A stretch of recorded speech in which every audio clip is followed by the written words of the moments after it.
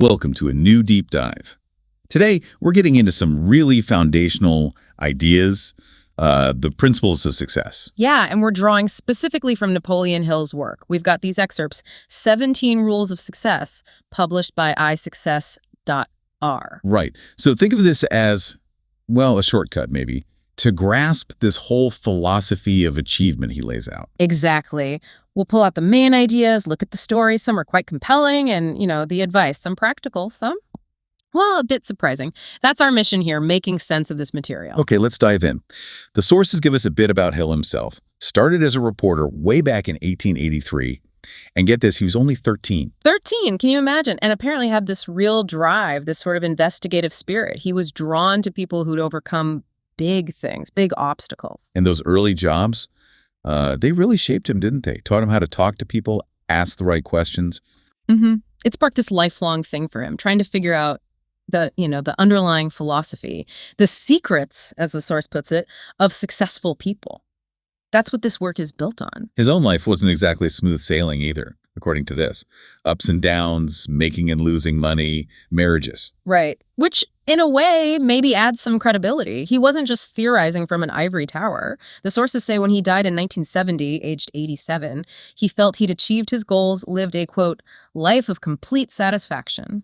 And that quote from his tombstone. Yeah. Wow, it really sets a tone. It does. I can create my desired situation even in the worst conditions, like hell. That's some serious mental fortitude right there. That's the mindset we're exploring. So where does it all begin? It seems to start with the mind, like fundamentally. Absolutely. The core idea, the bedrock, is that your thoughts aren't just thoughts. They're powerful. They actually shape your reality. That's a bold claim. It is. The source says you're the master of your destiny, captain of your soul, because you control your thoughts. And through that control, you can, shape the world as you desire. It's presented as this great truth, almost like a secret of how things work. Okay, so how?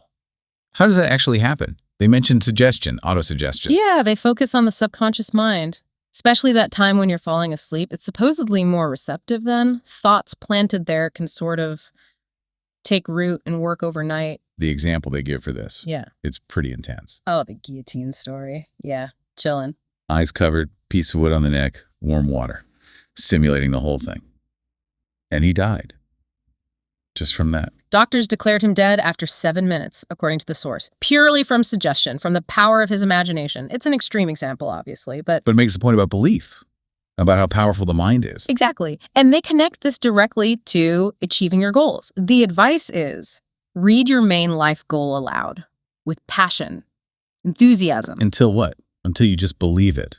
Until your own inner voice, your gut feeling tells you, yes, this is possible. And it might take a while, like repeating it over and over. 10 times, 50 times, the source says. Keep going until you hear that inner confirmation. Don't stop before that. It's about really embedding it deep down. Moving it beyond just an idea. Right, making it a subconscious certainty. They even bring in William Ernest Henley's poem, Invictus. I am the master of my fate. I am the captain of my soul. Yeah. Suggesting Henley somehow tapped into this same knowledge. Okay, so mastering thoughts is step one. Then there's a big shift to something very practical. Money.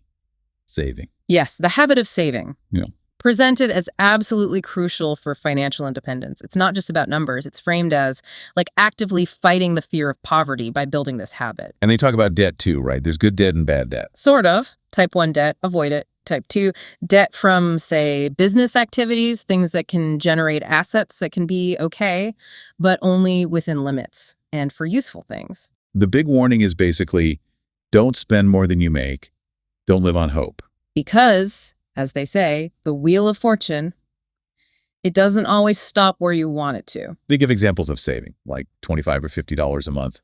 The amounts might seem small now, but the principle holds. Save consistently, even a little bit each day. They show how it grows over 10 years. With profit included, it adds up. And the point is, it's not complicated. No, they call it a science simple enough for anyone. Doesn't matter about your education. It's just about making the future a priority, cutting out the unnecessary stuff, the luxuries. And they have stories to back this up. Cautionary tales. Oh, yeah. The guy who blew his inheritance on a car in less than a year. Or the young grocery clerk spending way more than he earned on illegal booze ending up in jail for embezzlement. Stark reminders. And the author admits he wasn't perfect either. Wasted money early on. That's apparently why he wrote the chapter. But then there's that weird story about him buying expensive clothes when he was broke. Right. He was in debt, bought these clothes on credit before a big meeting, put himself more in debt, but claims it actually boosted his confidence and helped him. So it's not just about pinching pennies. It's more nuanced. It seems so. It suggests that while discipline is key, sometimes an investment in yourself, even if it seems counterintuitive financially, can pay off psychologically.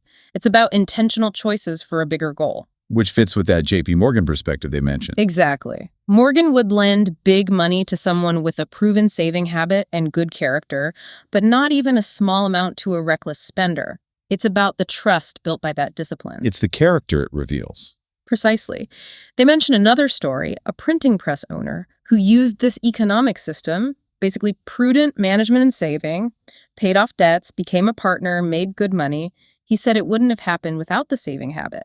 So this idea of character, of how you manage yourself, it links to how you present yourself, doesn't it? That's the next theme. Influence, perception. Absolutely. The sources say a big chunk of your personality is conveyed visually. Your clothes, how you put them together, quality, color, even things like facial features, apparently. Psychologists can analyze you based on that. That's what the source claims, yeah. And your voice, too. Tone, pitch, volume. It's the language you use to project who you are. And when you're trying to persuade someone, selling something, giving a speech. Passion is key. Genuine passion. People can sense sincerity or the lack of it in your tone, your energy. Okay, but how do you get someone receptive? The source talks about the buyer's mind needing to be neutral. Right, and it says there's no single trick for that. Building trust, making someone open. That's where the genius of the communicator comes in. It's an art. It circles back to suggestion again. It does. What you say, what you do, and what you think. The rule is clear. Don't suggest anything you don't believe yourself. It'll come across somehow. That alignment. Yeah. What you say, do, think. It leads right into the next principle, the law of increased returns. Basically doing more than you're paid for. Yeah, this is a big one. The observation is most people do the absolute minimum required, which puts them at a disadvantage. So the advantage goes to those who consistently deliver more service and better service than they're strictly compensated for. And the author really believed this. Based on his research, 25 years studying people, he concluded just 1 extra hour of service a day, especially service you're not paid for, brings huge rewards down the line. He says he didn't invent it, but he saw it work again and again. He gives examples, right? Personal ones. Like staying late to help his boss when everyone else left for a football game. He even refused extra pay for it. So the boss's work was urgent today, but football's always there. It's about prioritizing the service. And that school trip. Refusing the expense money. The Palmer school trip, yeah. They offered $100 for expenses. But he felt he got so much valuable knowledge from the meeting that was payment enough. He valued the return on his time and effort more than the immediate cash. It's a different way of thinking about compensation. Totally. And maybe the best example is how he built his magazine business. He started with free lectures, giving away huge value up front. Before asking for anything. Exactly. Then at the end, he'd offer a paid course. Over-delivering first was his whole strategy for building wealth. He contrasts himself with other speakers who didn't get this. Okay, so master your thoughts, manage your money, present yourself well, go the extra mile. This feels like it's building towards bigger things, needing more people. Which brings us to focused effort and cooperation. Right. Chapter 12 is on focused effort. Life's messy, energy gets scattered easily, so success demands developing that habit of focus. Power comes from organized focus. Organized and focused effort, or energy, that's the idea, and often that needs to be collective. Like political movements. That's one example they use. Progress comes from cooperation, teamwork, coordination, bringing different energies together, people, machines, all working towards one goal, unified. They mentioned Marshal Foch from World War I. Yeah, leading the Allied armies through coordinated effort at a critical time. It shows individual focus being amplified when people work together effectively. But focusing effectively means dealing with, well, reality, which leads to critical thinking. And this is presented as a real challenge, thinking precisely.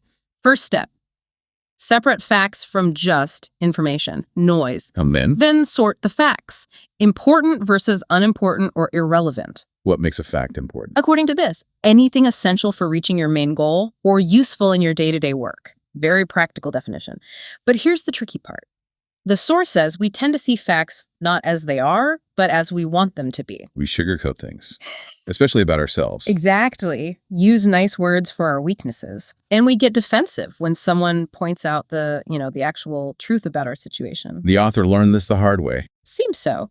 He mentions realizing early on that telling the truth can get you crucified, metaphorically speaking. He recounts a difficult encounter about advertising for a business school years before. It's a reminder that facing reality isn't always easy, socially or personally. So it takes courage, not just intellect. Definitely. Now, looping back to service and reputation, you mentioned Henry Ford earlier. Right. The sources use him again here. People might look at a blacksmith's hard work and pity him, but they admire the strength he builds. Okay. So how does that relate to Ford? Well, people see Ford's factories, his money, the obvious signs of wealth. But the source argues his real wealth, the enduring part, was his reputation. Built how? By providing useful services cars people needed at a fair price, consistently. Again, the point is he wasn't trying to do the bare minimum. His reputation, his true wealth, came from that commitment to service and value. It all seems to tie together. The inner work, the practical habits, the way you interact. And it leads to this final principle, which feels like the capstone. It's presented as maybe the most important part of his philosophy, especially in his advertising days. Which is? Simply this: the quickest and best way to achieve success is by helping others achieve it. Wow. That feels profound, but also very simple. It does, doesn't it? It brings everything together. Master yourself, act with discipline and integrity, face reality, deliver value, and do it all in a way that lifts others up. That service to others, paradoxically, becomes the fastest route to your own goals. So if we boil it all down for you listening, Yeah. what have we unpacked here from these sources on Hill? Well, the incredible power of your thoughts, how suggestion works, the non-negotiable need for saving and financial discipline, how much your presentation, your persona matters. The value of doing more than expected. That law of increased returns. The power of focused effort, especially when working with others. The absolute necessity of facing facts, even uncomfortable ones, building a reputation based on real service, like the Ford example. And wrapping it all up, that core idea. Your success is tied to helping others find theirs. It's quite a framework, a blend of mindset, practical habits, and, ethical conduct almost. Success isn't luck, it's built, according to Hill. Organized effort, applied knowledge. Okay, so here's something to think about after this deep dive. That last principle. The quickest and best way to success is by helping others succeed. How could you consciously apply that this week? Like deliberately help someone else move towards their goal. Or, going back to the beginning, that idea of auto-suggestion. What's one specific positive thought about a goal you have? Could you try repeating that tonight as you're falling asleep? Really listen for that inner confirmation the source talks about. Just see what happens. Something to consider.